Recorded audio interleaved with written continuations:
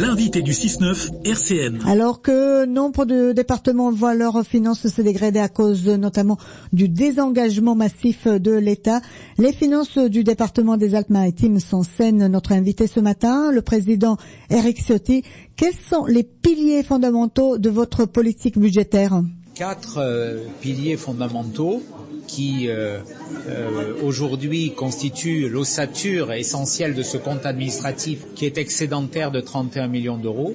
D'abord, la diminution des dépenses de fonctionnement depuis 2009 qui se poursuit. Nous nous sommes serrés la ceinture et nous l'avons fait en diminuant notamment le nombre de nos agents tout en garantissant la qualité du service public. Nous l'avons fait en diminuant nos dépenses de communication, de protocole, en diminuant le nombre de véhicules par exemple. Donc nous l'avons fait un peu, je dirais, en reprenant la fable de la cigale et de la fourmi. Nous avons été fourmis depuis 2009 et lorsque les difficultés venues de l'État sont venues, eh bien nous avons pu y résister fortement et avec cette force qui nous a permis de faire face. Le deuxième axe, c'est le désendettement. 75 millions d'euros de dettes en moins dans notre collectivité sur 3 exercices budgétaires, parce que la dette, c'est un chèque en blanc tiré sur les générations à venir. Donc, et conséquence de ces éléments, nous n'avons pas augmenté la fiscalité depuis 8 exercices budgétaires. Nous n'avons pas rajouté au fardeau fiscal que subissent les Français de par l'inconséquence du gouvernement et notamment de ceux qui en ont été les ministres, comme M. Macron. Vous avez aussi mobilisé les crédits et les investissements vers l'avenir. Nous avons aujourd'hui plus de dépenses d'investissement, 170 millions d'euros, pour les collectivités, mais aussi pour les grands plans d'avenir. Je pense à l'arrivée du très haut débit dans le département des Alpes-Maritimes. Je pense également à des mesures de sécurité, l'établissement public de lutte contre les inondations ou les mesures de protection pour nos collégiens après l'attentat de Nice qui nous ont conduits à mieux sécuriser nos établissements scolaires. Voilà les axes essentiels d'un compte administratif qui traduit une bonne santé de la collectivité départementale et qui a su bien gérer l'argent public avec rigueur, exigence, en faisant en sorte que chaque euro d'argent public dont nous avons la responsabilité, parce que les électeurs de ce département l'ont souhaité, soit placé au meilleur endroit et soit géré avec prudence, efficience, transparence, naturellement. Vous envisagez de continuer cette politique avec encore plus de rigueur ? Bien sûr, c'est pas une politique de rigueur, c'est une politique de dynamique, au contraire, territoriale. Parce que, comme nous dépensons moins, je dirais, pour le fonctionnement courant de la collectivité, nous pouvons dépenser plus pour les actions qui créent de l'emploi, qui créent de la croissance, qui créent de la richesse, qui permettent d'aménager de façon équilibrée notre territoire. De la plus grande ville, où nous avons investi massivement pour financer le tramway, par exemple, jusqu'au plus petit village de ce département qui ne pourrait pas réaliser le moindre projet si le département n'était pas à ses côtés. Et nous avons accentué fortement aussi l'aide aux communes dans une période qui est une période difficile parce que ces résultats sont d'autant plus remarquables qu'ils s'accompagnent et qu'ils s'inscrivent dans un cadre où l'État s'est massivement désengagé au détriment des collectivités locales.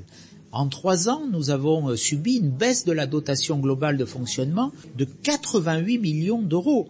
La dotation globale de fonctionnement, c'est-à-dire ce qui nous verse l'État pour assumer des missions qui relèvent de la responsabilité de l'État, va diminuer cette année, en 2017, de 88 millions d'euros par rapport à ce qu'elle était en 2014. Donc vous voyez, le choc est massif. Sur les 3 derniers exercices, c'est 200 millions d'euros de moins. Si on ajoute la différence entre ce que nous versons comme allocation, par exemple, aux personnes âgées, pour l'APA, aux personnes handicapées, aux personnes qui touchent le RSA, pour la protection de l'enfance, nous avons un écart de près d'1 million d'euros. Donc l'État nous doit finalement 1 milliard d'euros sur des politiques qu'il devrait assumer lui-même. Donc le choc est brutal, le désengagement du gouvernement socialiste sur les collectivités locales a été massif. Eh bien, malgré cela, c'est là où je rappelais la cigale et la fourmi. Si nous n'avions pas été fourmis dès 2009, eh bien aujourd'hui, le département ne pourrait même plus payer ses fonctionnaires. Ce que nous avons fait ici, avec